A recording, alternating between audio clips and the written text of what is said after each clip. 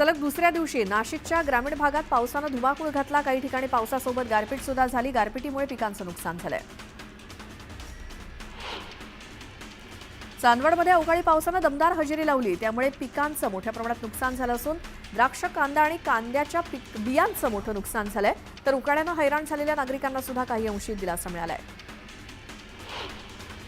छत्रपती संभाजीनगरला अवकाळी पावसानं झोडपून काढलं। फुलंब्री, कन्नड, वैजापूर, खुलताबाद तालुक्यात गारपीट सुद्धा झाली। गारपिटीमुळे फळबागा, फुलशेती, भाजीपाला, कांदा बीज इत्यादींचं नुकसान झालंय। सांगलीच्या वाळवा आणि जत तालुक्यात वादळी वाऱ्यासह जोरदार पावसानं हजेरी लावली। पावसामुळे उन्हाळी भुईमूग, गहू आणि हरभरा, शाळू मळणी आणि काढणीचं काम रखडलंय।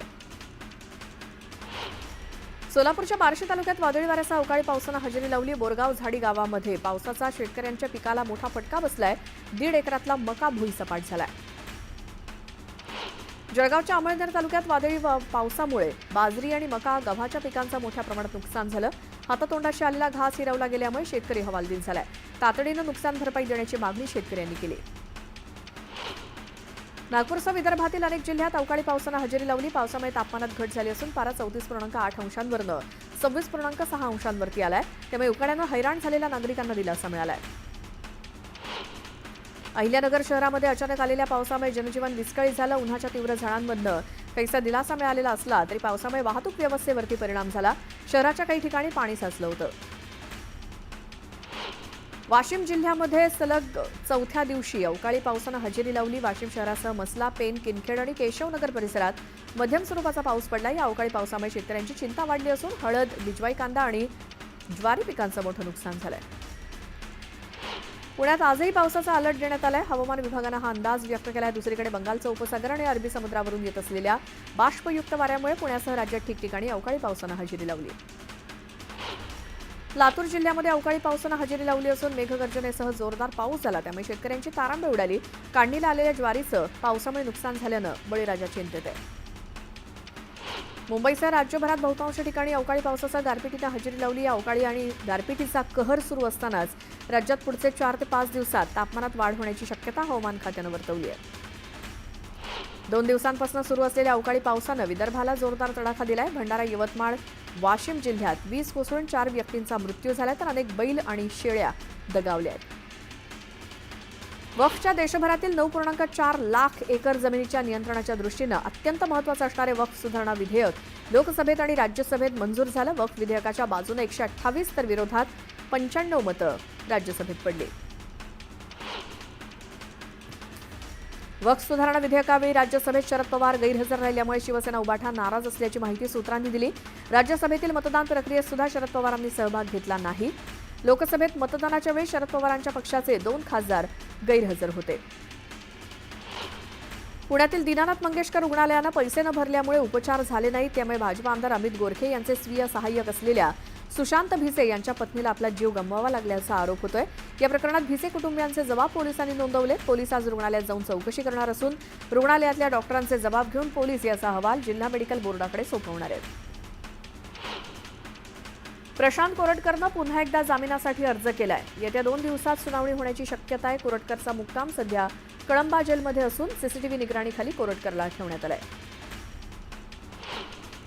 स्वारगेट अत्याचार प्रकरणातील आरोपी दत्तात्रय गाडे याची पुन्हा पोलीस कोठडी मिळावी, त्यासाठी गुन्हे शाखेनं दुसऱ्यांदा केलेला अर्ज देखील न्यायालयानं फेटाळलाय। पोलिसांनी अर्जात पुन्हा पोलीस कोठडी मिळण्याबाबत ठोस कारण दिल्यामुळे न्यायालयानं पहिला अर्ज बुधवारी 2 तारखेला फेटाळला होता। त्यामुळे पोलिसांनी गुरुवारी पुन्हा अर्ज केला, तो देखील न्यायालयानं फेटाळलाय। विधानसभा निवडणुकीनंतर भाजपनं राज्यात नवीन 1.5 कोटी सभासद नोंदणीचं उद्दिष्ट ठेवलं होतं। पक्षाच्या वर्धापन दिनापूर्वी म्हणजे 6 एप्रिलपर्यंत ठेवलेलं सदस्य नोंदणीचं उद्दिष्ट 3 एप्रिल रोजीच पूर्ण झालंय। आता बूथ कमिट्यांच्या निवडीवरती लक्ष दिलं जात आहे। माझ्या बाबतीत सुद्धा बीडसारखा कट घडवण्याचा डाव होता, मात्र मला याबाबत आधीच माहिती आणि पुरावे मिळाल्यामुळे मी यातून वाचू शकलो, अन्यथा मलाही अशाच घाणेरड्या कारस्थानामध्ये अडकवण्याचे प्रयत्न होते, असा खळबळजनक गंभीर आरोप जयकुमार गोरेंनी केला। सर्वोच्च न्यायालयानं आज कोलकाता उच्च न्यायालयाचे आदेश कायम ठेवत पश्चिम बंगालमधील ममता बॅनर्जी सरकारला मोठा दणका दिला। न्यायालयानं 25,000हून अधिक शिक्षक आणि शिक्षकेतर कर्मचाऱ्यांच्या नियुक्त्या रद्द केल्या आहेत। वाणिज्य मंत्री पियुष गोयल यांनी डिलिव्हरी ॲपवरती टीका केली। डिलिव्हरी ॲप बेरोजगार गरिबांना श्रीमंतांचे डिलिव्हरी एजंट बनवत आहेत, असं गोयल म्हणाले। केंद्रीय मंत्री रामदास आठवलेंनी वक्फ विधेयकावरील चर्चेत तुफान फटकेबाजी केली. त्यांच्या जोरदार भाषणामुळे सभागृहात हशा पिकला होता. मी देतो नरेंद्र मोदींना साथ म्हणून दाखवत आहे काँग्रेसला हात. नरेंद्र मोदी आहेत मुस्लिम समाजाचे सच्चे वाली. खरगेजी तुम्ही वाजवा टाळी अशा कवितांनी उपस्थितांमध्ये एकच हशा पिकला. मुख्यमंत्री फडणवीसांनी पालकमंत्री प्रताप सरनाईक यांनी दिलेला निधी स्थगित केल्यावरनं विरोधकांनी हल्लाबोल केला होता. मात्र निधी रद्द केला किंवा स्थगिती दिली या केवळ विरोधकांनी उठवलेल्या वावड्या आहेत असं स्पष्टीकरण भाजपचे प्रदेश सदस्य नितीन काळेंनी दिलंय. आता वेटिंगवरच्या तिकिटानं रेल्वे प्रवास केल्यास प्रवाशाला दंड द्यावा लागणार आहे. भारतीय रेल्वेनं नवा नियम लागू केलाय. प्रवाशानं वेटिंग तिकिटावरती रिझर्वेशन डब्यातनं प्रवास केल्यास त्याला दुहेरी दंड द्यावा लागेल. वेटिंग तिकीट मिळालं म्हणजे प्रवाशाला आरक्षित डब्यातून प्रवास करण्याची मुभा मिळाली असं होत नाही असं रेल्वेनं स्पष्ट केलंय. मायानगरी मुंबईहून थेट स्वप्ननगरी दुबई असा प्रवास केवळ 2 तासात पूर्ण करता येणार आहे. संयुक्त अरब अमिरातीचे राष्ट्रीय सल्लागार ब्युरो लिमिटेडची ही योजना आहे. या योजनेसाठी दुबई ते मुंबई या दरम्यान अंडर वॉटर रेल लिंक प्रस्ताव आहे. जर या प्रस्तावाला दोन्ही देशांकडून मान्यता मिळाली तर मुंबई ते दुबई हा प्रवास अवघ्या 2 तासात पूर्ण केला जाऊ शकतो. कोकण रेल्वे मार्गावरील प्रवाशांसाठी उन्हाळी हंगामातील अतिरिक्त गर्दी कमी करण्यासाठी दक्षिण रेल्वेच्या समन्वयानं विशेष गाडी धावणार आहे. दक्षिण पूर्व मध्य रेल्वेमध्ये 1000हून अधिक अप्रेंटिस आणि ड्रायव्हर पदांच्या भरतीसाठी अधिसूचना जारी करण्यात आली आहे. या पदांसाठी येत्या 5 एप्रिलपासून अर्ज नोंदणी सुरू करण्यात येणार आहे. कर्मचारी भविष्य निर्वाह निधीतून पैसे काढण्याची प्रक्रिया सोपी होणार आहे. पीएफ खात्यातून पैसे काढण्यासाठी कर्मचाऱ्यांना बँक खात्याच्या धनादेशाची कॉपी अपलोड करण्याची गरज नाही. पुढच्या आठवड्यापासून म्हणजेच 8 एप्रिलपासून मारुती सुझुकी कंपनीच्या गाड्या महाग होणार आहेत. कच्च्या मालात आणि ऑपरेशनल खर्चात वाढ झाल्यामुळे कंपनीनं हा निर्णय घेतलाय. सोनं प्रतितोळा 1 लाख रुपयांवरती गेल्यामुळे सोन्यानं नवा उच्चांक गाठलेला असताना आता सोनं तब्बल 35% स्वस्त होणार असल्याचा अंदाज आहे. अमेरिकेतल्या एका प्रसिद्ध विश्लेषक संस्थेनं सोन्याचे दर प्रतितोळा 55,000पर्यंत घसरतील असा अंदाज वर्तवलाय. सोन्याच्या किमती दिवसागणिक वाढतायत. 3 महिन्यामध्ये सोनं 15,000 रुपयांनी महागलंय. यावर्षी 1 जानेवारीपासून आतापर्यंत सोनं 20% वाढून 76,162 रुपयांवरून 91,205 रुपयांवरती पोहोचलंय. मध्य रेल्वेवरील लोणावळा मळवली विभागात उड्डाणपुलाच्या पायाभूत कामासाठी 3 दिवसीय ब्लॉक घेण्यात येणार आहे. हा ब्लॉक 6 ते 8 एप्रिल दरम्यान असेल. या कालावधीत लांब पल्ल्याच्या रेल्वे गाड्यांच्या वेळापत्रकात आणि पुणे लोकलच्या वेळापत्रकात बदल करण्यात आलाय. मध्य रेल्वेतर्फे कल्याण ते बदलापूर स्थानकादरम्यान नवीन पाईपलाईन पुलाच्या बांधकामासाठी शनिवारी मध्यरात्रीनंतर विशेष ब्लॉक घेण्यात येणार आहे.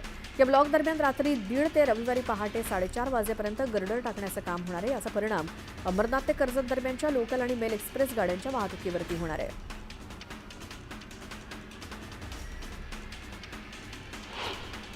एक मोठी बातमी पुण्यातनं वेळेत उपचार न मिळाल्यामुळे गर्भवती महिलेचा मृत्यू झाल्याचा प्रकार समोर आलाय. ही महिला भाजप आमदार अमित गोरखे यांचे पीए सुशांत भिसे यांची पत्नी होती.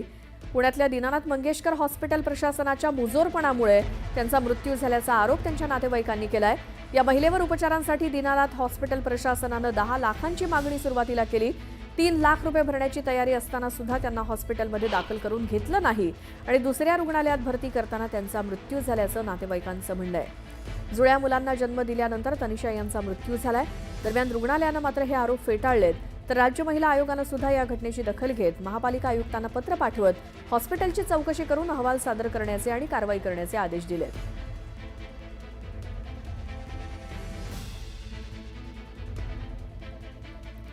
तर या संदर्भात आरोग्यमंत्री प्रकाश आंबेडकर यांच्याशी बातचीत केली आमचे प्रतिनिधी ज्ञानेश्वर साळुखे यांनी.